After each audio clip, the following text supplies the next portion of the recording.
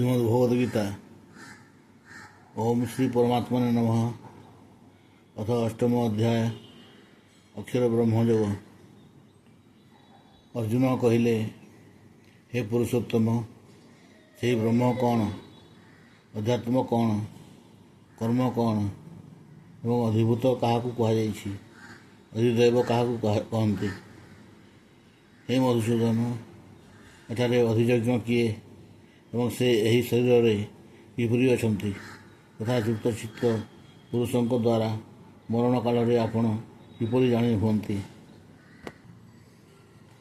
श्री भगवान कहले, परम अक्षर हेउछि ब्रह्म। स्वभाव वा निजर स्वरूप अर्थात जीवात्मा को अध्यात्म बोला जाए तथा प्राणी मानक भाव उत्पन्न करुवा विसर्ग अर्थात त्याग ही कर्म बोली कथित हुए। उत्पत्ति विनाशशील समस्त पदार्थ हेउछि अधिभूत हिरण्यमय पुरुष हेउछन्ति अधिदेव। हे नरश्रेष्ठ अर्जुन, यही शरीर में मु वासुदेव ही अंतर्जामी रूप से अधियज्ञ अटे। जो मनुष्य अंततः अंतकाल हेले भी मते ही स्मरण करी देहत्याग करती से मोर साक्षात स्वरूप पाई जाती, एथिरे मात्र संदेह नहीं। हे कुंती पुत्र अर्जुन, यही मनुष्य अंतकाल जो जो भाव स्मरण करी शरीर त्याग करे से ताहा ही प्राप्त हुए, कारण से सब बेले से भाव भावित हो रही थाए। अतएव हे अर्जुन, तुम्हें सब समय निरंतर मत स्मरण कर और युद्ध मध्य कर। मते अर्पण करा मन बुद्धि रे एहीपरि युक्त होगले तेज निसंदेह मते ही प्राप्त हेब।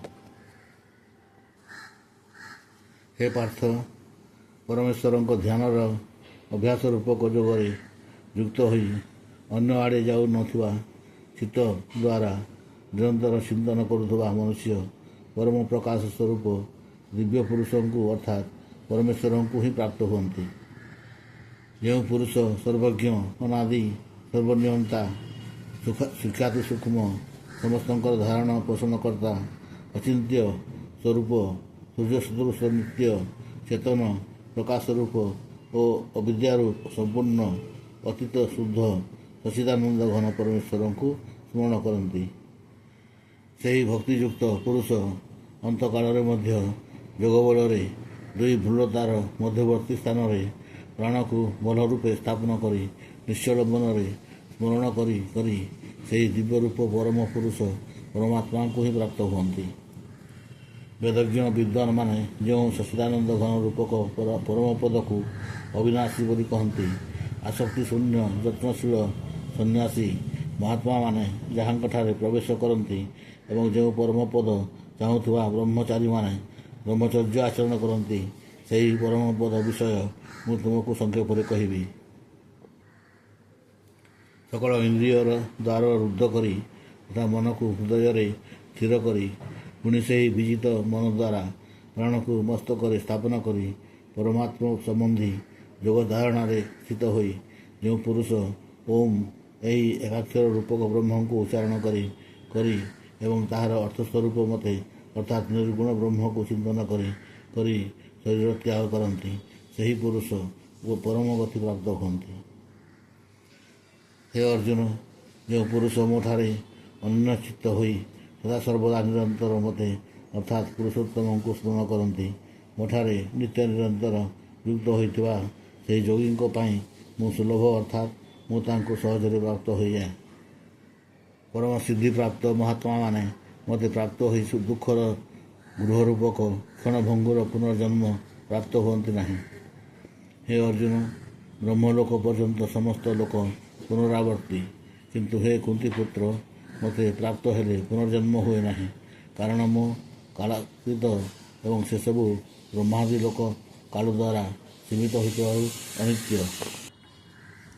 ब्रह्मांकर गोटे दिन 1,000 चतुर्युगी अवधि विशिष्ट एवं गोटे रात्रि मध्य 1,000 चतुर्युगी अवधि विशिष्ट बोली जो पुरुष माने तत्वतः जानती, से ही योगी जन माने କାଳର ତତ୍ତ୍ୱ ଜାଣନ୍ତି। ସକଳ ଚରାଚର ଜୀବଗଣ ବ୍ରହ୍ମାଙ୍କ ଦିବସ ଆରମ୍ଭରେ ଅବ୍ୟକ୍ତରୁ ଅର୍ଥାତ୍ ବ୍ରହ୍ମାଙ୍କ ସୂକ୍ଷ୍ମ ଶରୀରରୁ ଉତ୍ପନ୍ନ ହୁଅନ୍ତି ଏବଂ ବ୍ରହ୍ମାଙ୍କ ରାତ୍ରି ଆରମ୍ଭରେ ବ୍ରହ୍ମାଙ୍କର ଅବ୍ୟକ୍ତ ନାମକ ସେହି ସୂକ୍ଷ୍ମ ଶରୀରରେ ହିଁ ଲୀନ ହୋଇଯାଆନ୍ତି।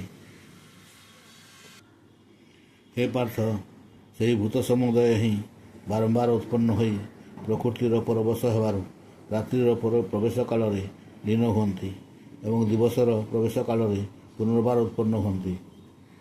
ଉକ୍ତ ଅବ୍ୟକ୍ତଠାରୁ ମଧ୍ୟ ଯେଉଁ ଅତିଶ୍ରେଷ୍ଠ ଅର୍ଥାତ୍ ଯେଉଁ ବିଲକ୍ଷଣ ସନାତନ ଅବ୍ୟକ୍ତ ଭାବ ଅଛନ୍ତି, ସେହି ପରମ ଦିବ୍ୟ ପୁରୁଷ ସକଳ ଚରାଚର ପ୍ରାଣୀ ନଷ୍ଟ ହୋଇଗଲେ ମଧ୍ୟ ନଷ୍ଟ ହୁଅନ୍ତି ନାହିଁ। ଯେଉଁ ଅବ୍ୟକ୍ତକୁ ଅକ୍ଷର ବୋଲି କୁହାଯାଇଛି, ସେହି ଅକ୍ଷର ନାମକ ଅବ୍ୟକ୍ତ ଭାବକୁ ପରମ ଗତି କହନ୍ତି। ତଥା ଯେଉଁ ସନାତନ ଅବ୍ୟକ୍ତ ଭାବ ପ୍ରାପ୍ତ ହେଲେ ମନୁଷ୍ୟ ଆଉ ଫେରିଆସେ ନାହିଁ, ତାହା ମୋର ପରମ ଧାମ ଅଟେ। ହେ ପାର୍ଥ, ଯେଉଁ ପରମାତ୍ମାଙ୍କ ଅନ୍ତର୍ଗତ ହୋଇ ସକଳ ଜୀବ ଅଛନ୍ତି ଏବଂ ଯେଉଁ ସଚ୍ଚିଦାନନ୍ଦ ଘନ ପରମାତ୍ମାଙ୍କ ଦ୍ୱାରା ଏହି ସମଗ୍ର ଜଗତ ପରିପୂର୍ଣ୍ଣ, ସେହି ସନାତନ ଅବ୍ୟକ୍ତ ପରମ ପୁରୁଷ ଅନନ୍ୟ ଭକ୍ତି ଦ୍ୱାରା ହିଁ ପ୍ରାପ୍ତ ହୋଇପାରନ୍ତି।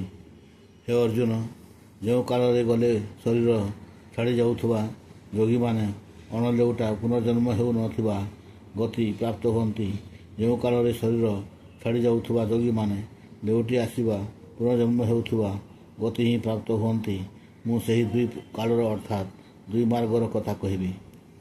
ଯେଉଁ ମାର୍ଗରେ ଜ୍ୟୋତିର୍ମୟ ଅଗ୍ନିର ଅଭିମାନୀ ଦେବତା, ଦିନର ଅଭିମାନୀ ଦେବତା, ଶୁକ୍ଳ ପକ୍ଷର ଅଭିମାନୀ ଦେବତା ଓ ଉତ୍ତରାୟଣ 6 ମାସର ଅଭିମାନୀ ଦେବତା ଅଛନ୍ତି, ମୃତ୍ୟୁ ପରେ ସେହି ମାର୍ଗରେ ଯାଇଥିବା ବ୍ରହ୍ମବେତ୍ତା ଯୋଗୀମାନେ ସେହି ଦେବତାମାନଙ୍କ ଦ୍ୱାରା କ୍ରମାନ୍ୱୟରେ ନିଆଯାଇ ବ୍ରହ୍ମକୁ ପ୍ରାପ୍ତ ହୁଅନ୍ତି।